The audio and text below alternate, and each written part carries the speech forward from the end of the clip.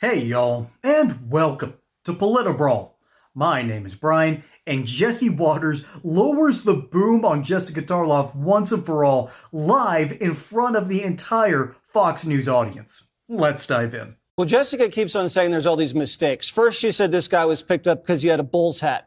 And then he has tattoos on his hand that spell MS-13. That's not true. Yes, it is. Read the symbolism, Jessica. What are you, a gang detective? Cut it out. And then he's wearing paraphernalia that says the slogan for MS-13.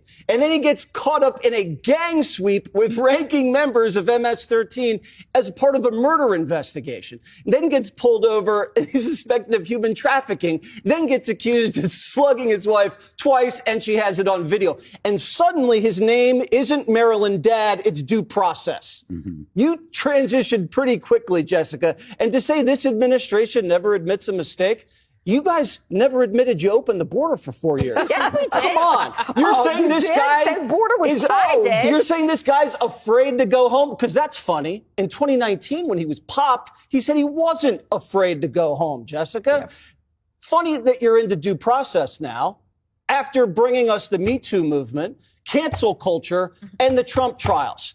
You can't break into the country and ignore the process of coming here and then want a process to leave. You cannot cut the line to come here and then ask to be put in a line to go home. If you guys are going to be the defense attorneys for every criminal gangbanger in America, after you've allowed the gangs to invade and now say all of them need lawyers, it's going to be an eternity, Jessica, to get these people out of here. Johnny went to Baltimore, and the people of Maryland are laughing at you. Blacks, Hispanics, whites, they think it's ridiculous what Van Hollen has done to be able to defend foreign rights instead of the rights of the American people. And the slippery slope argument. Is this the slipperiest slope you've ever seen? If they deport an MS-13 terrorist, you're next. Who? The Puerto Ricans? Anybody with a tan, Jessica? Are you next? No one believes that. This is the dictator hoax all over again, and you lost on that the last time. Jessica, you might need some aloe for that one, because that might have been the sickest burn in the entire history of the five. And by the way, Greg Gutfeld wasn't even a part of this one. Jesse Watters took her behind the woodshed, and you know what? I actually feel a little bit bad for Jessica Tarlov. And I say this time and time again, the reason I defend Tarlov is because we need someone who is actually workable, kind, considerate, and can work well with others to play in the playground that is the five, okay? Fox News has needed that show ever since they basically told Glenn Beck to go kick rocks. Yeah, I wonder why is that? What is up with Fox News and kicking out its best contributors? But at least on the five, you do need a voice for the Democrats, and Jessica Tarlov has actually been a very good job of that. Not because she's right. Of course, she got this one hilariously wrong, and she mirrors the very problems that we see with our mainstream media outlets time and time and time again. Because the story on Abreu Garcia, or is it Kilmar? But I like saying Abreu Garcia because I get to roll my R's, and I'm not really good at that, but I can with that one. Go me. But the reason Tarlov is sort of just a mirror image of the mainstream media because she has gotten this story wrong. First, he was a Maryland man. Well, now it's about due process. And of course, that's correctly called out by Jesse Watters here. But there's a whole problem with that whole line of reasoning. They got the story wrong to begin with. Then they said that, Donald Trump deported him because he had a gang paraphernalia. Well, wearing Chicago Bulls gear for Latinos outside of Chicago is usually one of the telltale signs. It's like wearing a red bandana or a blue bandana if you're in the Bloods or Crips. Okay, that's a thing. That is one way to identify people, and that's the point. Then Abreu Garcia got picked up with other known members of MS-13. He got stopped once during a traffic stop in Tennessee with people that did not share the exact same address. Okay? Sorry, with people that did share the exact same address with no other known identification. He was detained briefly, but they couldn't charge him with anything because there was no concrete evidence. That was on a drive in Tennessee.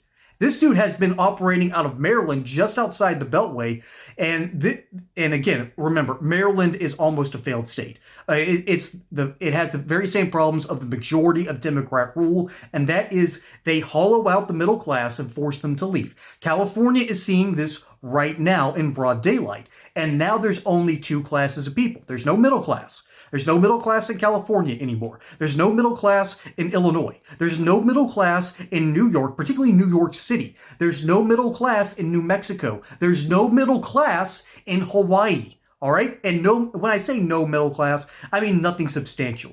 And to the point where they drive out the middle class because they realized the writing's on the wall.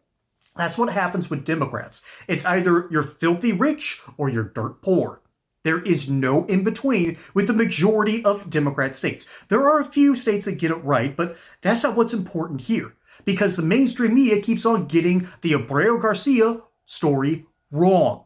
Okay? They talk about, oh, it's about due process. He needs to be brought back to the United States. That's not even what the Supreme Court said. The Supreme Court had a 9-0 ruling basically saying that the lower courts cannot dictate policy, but it should be under the purview of the president to bring back Garcia so they can properly deport him. Okay? This dude, Abreu Garcia, was an alleged MS-13 gang member, and it wasn't just because he was wearing Chicago Bulls gear. He has tattoos on his knuckles spelling out MS-13. That's a thing. In all the social media posts, magically his knuckles are removed. They don't use those pictures. But the reality is, this dude was affiliated, and allegedly, but we're 99% sure. And we were also pretty sure that he was being picked up with two known MS-13 members. All right, he was picked up trying to bum work outside of a Home Depot. Talk about a stereotype right there.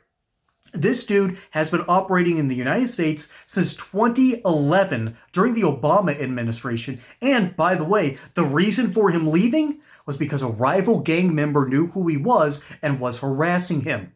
A rival gang, the rival gang to MS-13. Okay? There are so many puzzle pieces, there are so many dots here, but you can connect them all pretty easily. And the mainstream media flat out refused to do so. They refused to call out the nonsense. They refused to spread the truth. They wanted Abreu Garcia to be the first opportunity they could to get their claws into the Trump presidency and say, see, he's deporting legal citizens.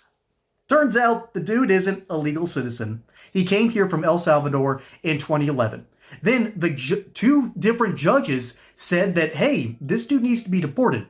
One of which said that he actually needs to have a holding order because it's not safe to return him to El Salvador.